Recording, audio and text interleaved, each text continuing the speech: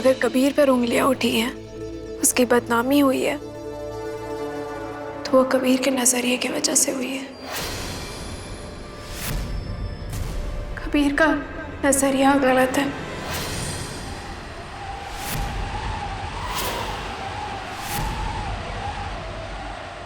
ज़ारा और कबीर नदी के दो किनारों की तरह है, बहुत करीब, लेकिन फिर भी नहीं ही दूर।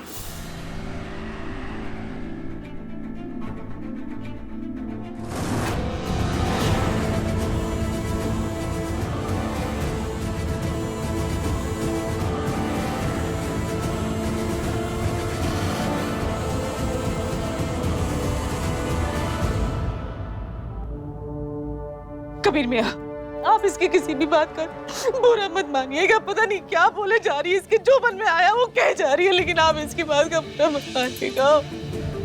ज़ारा,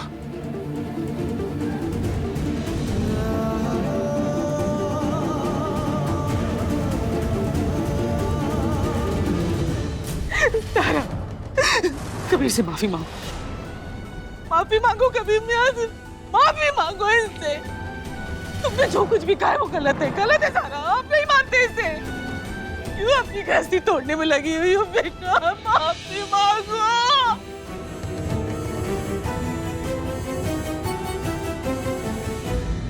अगर आपकी बात मान ली तो अल्लाह को क्या मुंह दिखाएंगे? उन औरतों का क्या जो हमसे आस लगाए हुए बैठी है कि हम उन्हें इंसाफ दिलाएंगे, उनका क्या अम्मा? यूं अकेला छोड़ दे उन्हें? कौन साथ देगा उनका? चाहे कयामत आ जाए, हम ना तो शरिया बोर्ड जाना छोड़ेंगे और ना ही हक की लड़ाई छोड़ेंगे।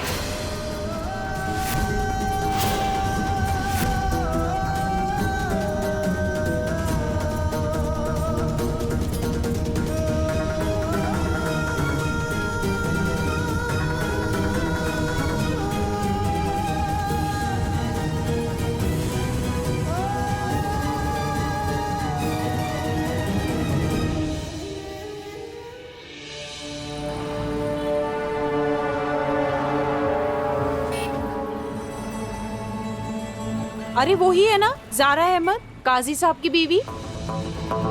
कैसे खुले सर घूम रही है? ऐसी औरत को खुद कहाए की तो पासा है नहीं, और चली हमारी बहू बेटियों को भड़काने। इसे ना बीच चौराहे पे मारना चाहिए। फिर सोचना क्या, मारो। चलो, अल्लाह हमें सवाब देगा।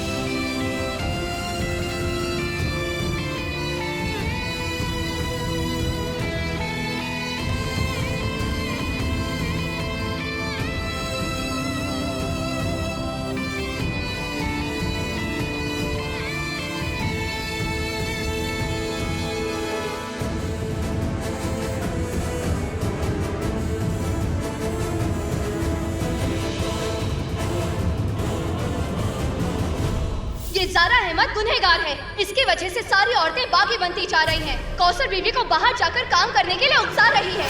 हमने तो इन्हें बाहर किसी से बात करते हुए, पैसे लेते हुए देखा था। तुम्हारे बड़ों की बात न मानने की आदत, इसी आदत ने तुम्हारे शौहर के मुस्तकबिल को आज अंधेरे में ढकेल दिया। जब से ब्याह के इस घर में आई हो, हमने एक बार भी तुम्हें अपने शौहर के साथ कदम से कदम मिलाकर चलते हुए नहीं देखा। इस्लाम में औरतों को अपने शौहरों का हुक्म मानने की हिदायत दी जाती है, लेकिन नहीं, कभी एक अच्छी मोमिन बीवी बनकर अपनी शौहर की बात मानेगी? कब मानोगी तुम ज़ारा?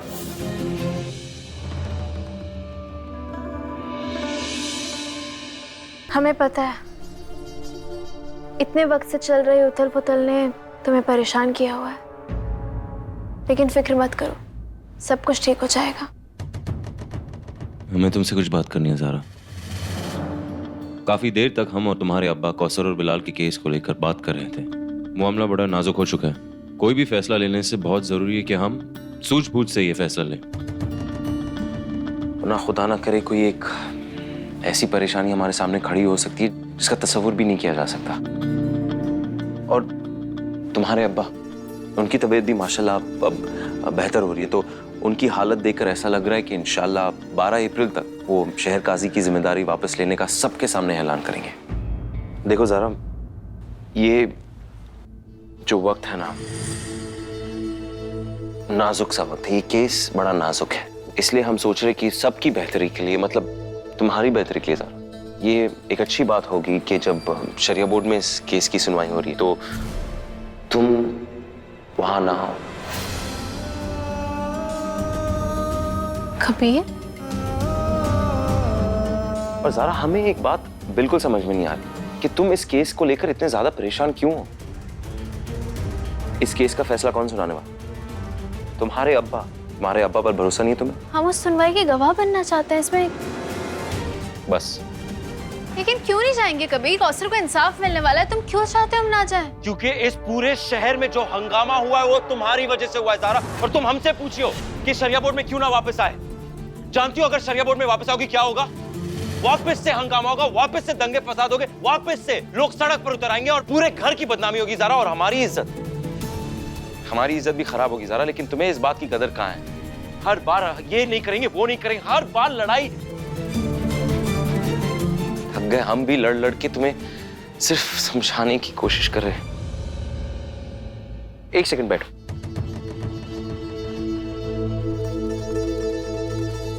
हम दोनों की सोच एक नहीं है, मानते। हम दोनों एक दूसरे की सोच से कभी भी राजी नहीं होते, हम ये भी मानते ज़ारा, लेकिन तुमने हमारी तालीम को कटघरे में खड़ा कर दिया।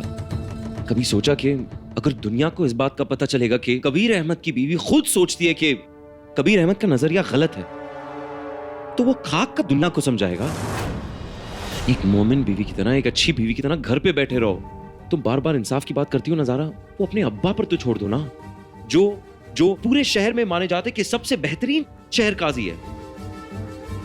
माशाल्लाह उनमें इतनी सलाहियत है कि वो इंसाफ भी कर सकते हैं। ज़ारा, वहां मौजूद सारे मर्द हजरात, जानती हो उनकी सोच क्या है? उन्हें ये लगता है कि तुमने उनकी बीवियों को बहकाकर उन्हें बागी बना दिया। अब तुम सोचो, वो मर्द वहां मौजूद होंगे और तुम यहां। कोई फर्क नहीं पड़ता कबीर, तुम अपनी बताओ। अगर ये फैसला इंसाफ की रोशनी में हो रहा है तो फिर दिक्कत क्या है? अगर हम वहां जाएंगे तो क्या परेशानी, हमें क्यों रोका जा रहा है? ये बात हमारे समझ से परे है। जानती हो तुम्हारी ये समझ ने हमारे पूरे शहर को आग के हवाले कर दिया, और अब भी तुम्हें समझ में नहीं आ रहा कि वहां तुम क्यों नहीं आ सकती।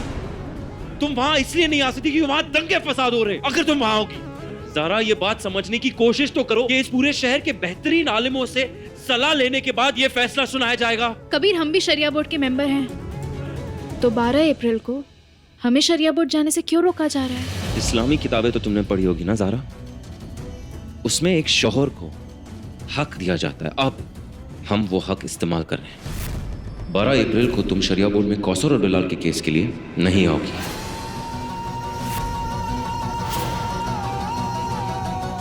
वरना वरना क्या?